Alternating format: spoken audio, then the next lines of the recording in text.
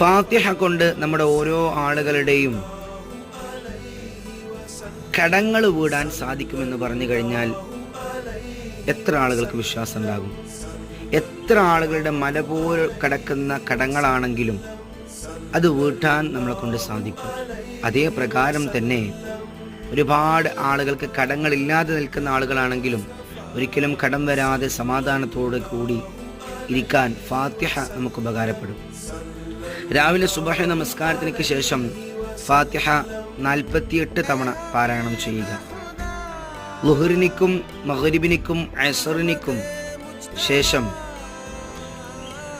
18 തവണ വീതവും ഇശാ നിസ്കാര ശേഷം 28 തവണയും നിങ്ങൾ ഫാത്തിഹ ഓതുകയാണെങ്കിൽ നിങ്ങളുടെ കടങ്ങളെല്ലാം വീടാനും, ഫാത്തിഹ ഓതുന്ന സമയത്ത് നമ്മുടെ കടങ്ങളെല്ലാം വീടാൻ എന്നുള്ള നിയ്യത്ത് വെക്കുകയാണെങ്കിൽ ഖൈറായിരിക്കും. അല്ലാഹു സുബ്ഹാനഹു വ തആല